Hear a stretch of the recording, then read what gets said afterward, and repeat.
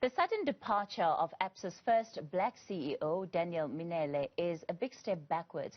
This is in particular with regard to the transformation agenda. It's brought into question the experience of black executives in the corporate world. For insight, personal experiences and solutions to the challenges faced, we're joined by businesswoman Nolitha Fakude. Joining us later in this conversation will be Langa Madongo, who is the Deputy President of the Association of Black Securities and Investment Professionals, and Olisani Dlamini, who is from the UCT Graduate School of Business. Ms. Fakude, let me begin with you tonight, and thank you so much for making time and being available for this conversation. Firstly, just tell me from your own perspective how you've been processing the news of Daniel Minelli, and I suppose you've had a couple of days to really try and see what has been going on here. Thanks, Kathy, and good evening. For me, the sadness around what is playing out in the public domain is the fact that we can no longer ignore the elephant in the room. And that elephant in the room is the fact that corporate South Africa still has not transformed from a racial perspective and also from a black executive perspective. 30 years later in our democracy, with all the frameworks, the legislation and regulations and policies, advocacy bodies like the BMFs and ABSIPs and BLA and everybody else, we still are faced with a situation where we don't have a robust pipeline of black talent to take over any position available in South Africa. It's incredible to me that once the news of his departure broke, the immediate reaction and analysis was specifically around transformation in corporate South Africa. And I thought that there could have been so many other reasons that people may have picked up, but that's been the core issue. Why do you think that has been? And perhaps as somebody who has been an executive in multiple organizations within the South African landscape, what is happening behind those glass doors that perhaps the rest of the country is not fully aware of, and the true experience of black executives, powerful and educated people like yourselves? Well, two things. If you are going to get any change or transformation take place in your organization, you do need visible role models. And for us as black women and black executives, we don't see enough people who look like us in those corridors of power. So when you have one who looks like you, then move away for whatever reason. You then start to feel a sense of loss because you realize that actually the status quo has not changed yet. So that's the first part. The second one is the fact that when you reach an executive position in any company, black or white, male or female, it's few of you. And therefore it's a very challenging space to be part of. It's a lonely space to be a leader. It's even lonelier if you are the black person, the one only or one or two women or two black people around. And therefore when these kind of sudden changes happen in any organization, everybody wants to know why, what went wrong. And because our transformation journey is still evolving, everything is suspect, regardless of how you can explain the departure or the appointment or no appointment. So there is a sense of lack of trust in the system because obviously not everyone knows what's happening behind the boardroom. I mean the boardroom doors. And therefore, when there is lack of communication or there seems to be a perception of lack of transparency. Good evening, welcome to the conversation. And perhaps let me just begin by bringing you in and giving us the view in particular of how you read what has happened with the Absa scenario in terms of Daniel Minelli. I think we find ourselves in a very strange space. I think we are constantly lamenting the continued dearth of black executives and professionals that continues to display itself in terms of our financial services sector. I think we continue to see that a lot of the black professionals who get into these spaces suddenly depart, and in some instances the messaging around it is not clear as to what the black professional would have done, and we're not getting a clear understanding of what support was given to allow those particular professionals to excel in the space. I think we all know that Dan is one of the most highly regarded finance professionals with a stellar track record, and then the messaging coming out of Absa is that there wasn't a meeting of minds on certain issues around strategy, and for us it's also then going to always be us wanting to understand what was the support that was given to Daniel to ensure that he excels in that role, and in those points where there was those misgivings or those misunderstandings, what were the interventions that the board, as the custodians of strategy and culture, would have done in order for them to make sure that Dan was able to transition well into the role that he was taking in what is probably now the most unwanted job in the country, because we would all be scared to find ourselves being in that role. Yeah. One of the things that has been raised by others who are studying the situation is, where does authority really lie? And when we look at the reasons that were given out of Absa for why they came to this decision, they said, well, when one looks at it, it was ultimately a decision between the talent that has been with Absa, that formed part of the executive, that threatened to leave, or letting go of Mr. Mminele. What do you make of that? And do you think that him coming into a position already where it looked like he did not have very clear authority over some of his executives was a recipe for disaster anyway? I think, as I've said, the board remain the custodians for strategy. They also remain the custodians for culture.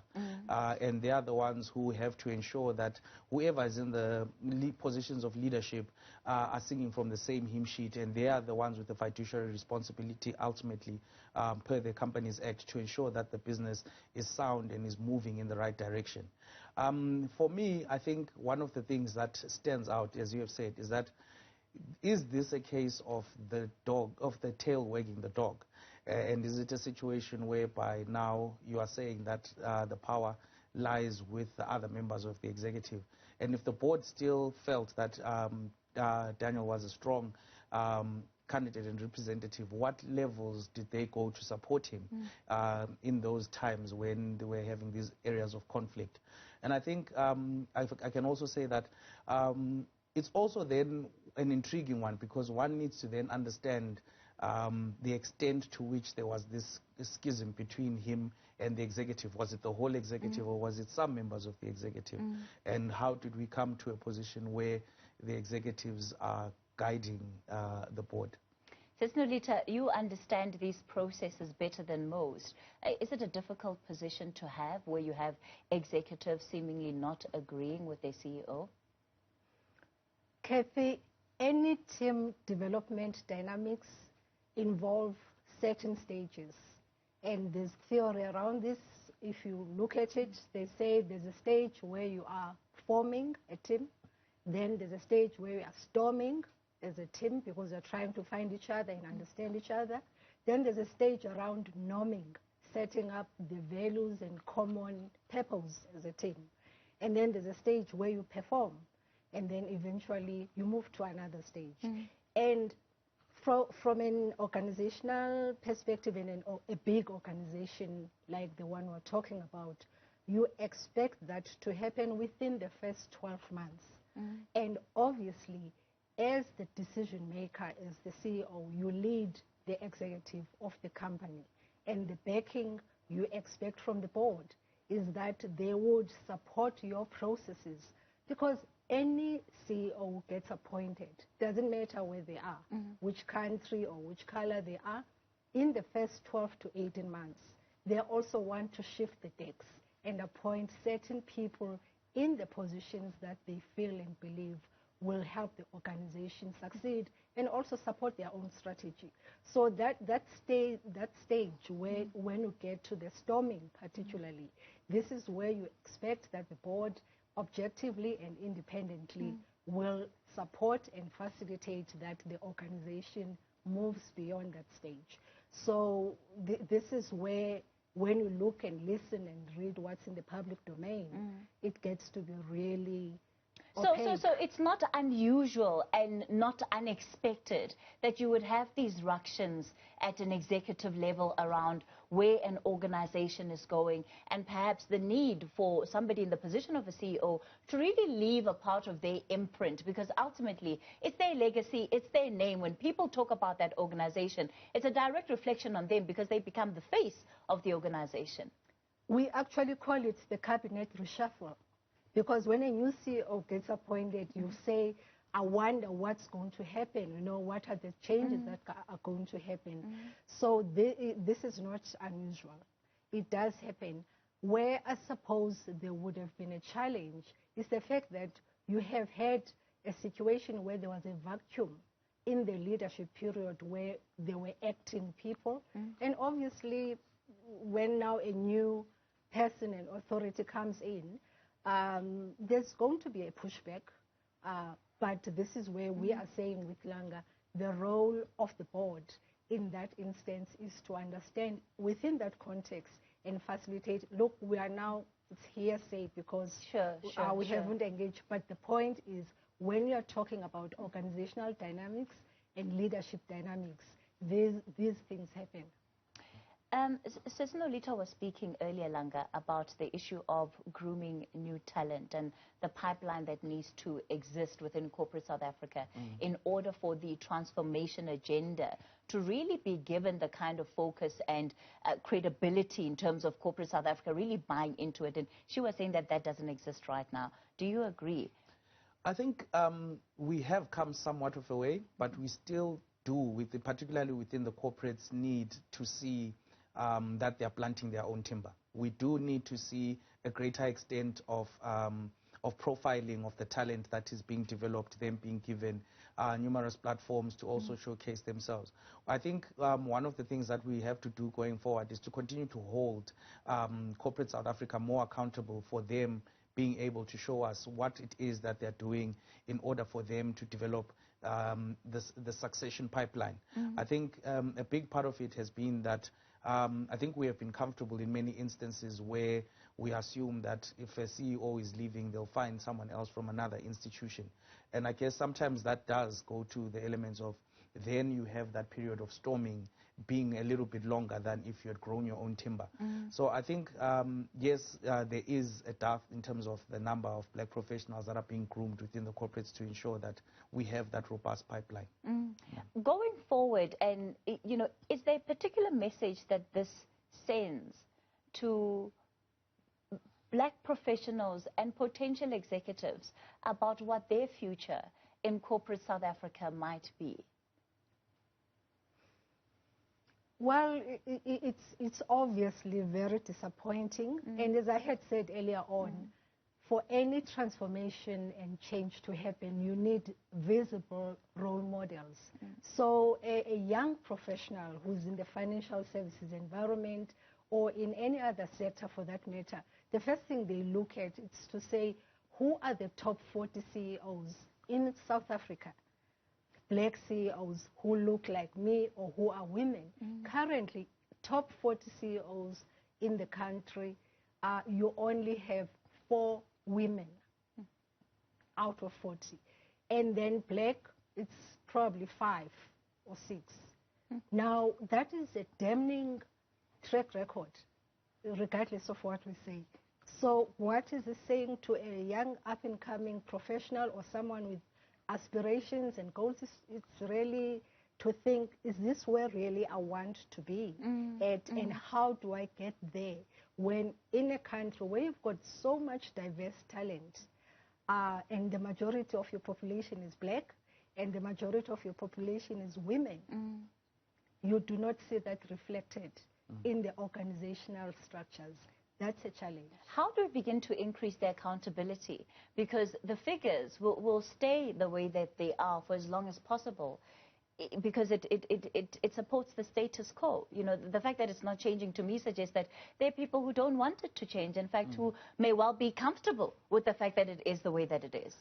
Yeah, I think we need to be a lot more vocal about these things that we're seeing. I think, as Nolitha has said, the challenge is it's not only about race, it's also about gender. We have a lack of diversity. It's also about age. We have very old boards at many institutions that are not transforming across all those sectors.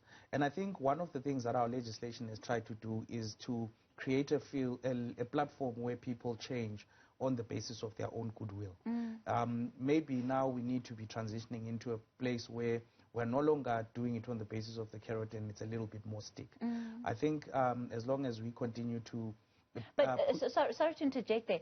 Some corporates are okay with paying their fines, paying those fines, because ultimately it's a drop in the ocean compared to the kind of profits that some of these companies are making anyway. Yeah, I think we have to take it a step further. I think it probably has to go to the element of the right to do business. The right to do business should be linked to your ability to look like the people with whom you are doing business.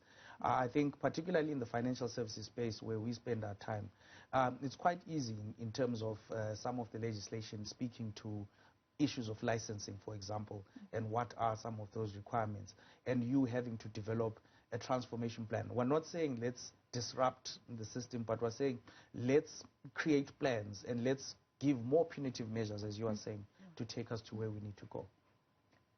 Kathy, 10, 15 years ago, you used to drive on the highway and see a billboard saying, we are company XYZ, we are BE level 1, proudly so. Yes.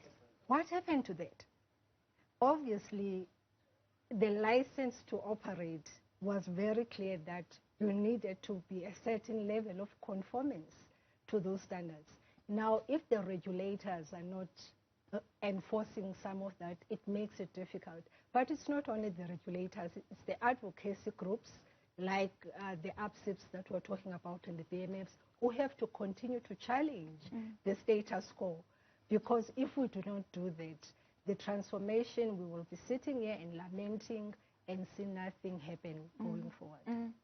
And in terms of advocacy, how far do you think that that advocacy should be going? Because, you know, we'll see the voices come out whenever there is an issue as big as, you know, Absa letting go of Mr. Mminele. But that then dies down and we wait for the next big thing to happen before we hear these voices again. There doesn't seem to be a consistency, or is that just an impression that is created from somebody like myself from the outside looking in? I think our advocacy is consistent. I think we continue outside of the events and outside of the public platforms to engage and to participate in forums like the Financial Services Transformation Council. We continue to engage with National Treasury. We engage with the SAB. We engage as much as we possibly can also in issues of policy and in closed session dialogues where we are trying to champion some of this policy and the movement in this direction. I think you'll find that if you speak to the regulators and you speak to those who are in the corridors of power, the advocacy groups are continuing to consistently engage. And we think our engagement is not only with the regulators, we're also engaging with the corporates. We've put our hands up numerous times to many corporates to say, look, as you formulate your journey and as you look for your path in terms of how to transform your business, let us engage with us. Let us tell you what the thinking is of the investment professionals. Let us tell you what the thinking is of black business. Let us help you shape the journey as well, and not only as someone who's going to speak out when you're doing the right thing, but someone who's also going to praise you when you're doing the right thing, but who's also going to be with you, holding your hand as you walk the journey towards being a transformed entity. That would fall along the lines of support for organizations. Let's talk about support for individuals. You raised it earlier, Sis Nolitha, about how lonely it can be for many black executives at the top. Well, the support is also around these organizations that we're talking about, because part of the role of the black professional associations is network and supporting each other, because you are talking to colleagues and peers who understand the journey that you are going through within your own company, and therefore help each other with tactics and also survival. Sounds like a war zone. It's an ongoing struggle, and I suppose mentoring and coaching happens within and outside the organizations. So there is a lot of the support that is there for professionals generally. It's just that when you are one in a pond of, remember, an exco is normally 7 to 10 people. It's not a big group of people. So if there's only 2 of you who are black or women, you do feel that you have to work through a lot of issues. In most instances, if the culture is such that it's not aligned for everyone to feel that it's enabling them to thrive and operate to their fullest potential. Because you can imagine you are coming in, you want to deliver and perform because you've come this far because of your competence, not because anyone is doing you any favors. And then you come in and you realize that the culture is not a nurturing one, it's not an enabling one for you to perform at your fullest potential. You are going to be diverted because you'll be dealing with other issues that have nothing to do with the job at hand. So that's the challenge. So the support is there.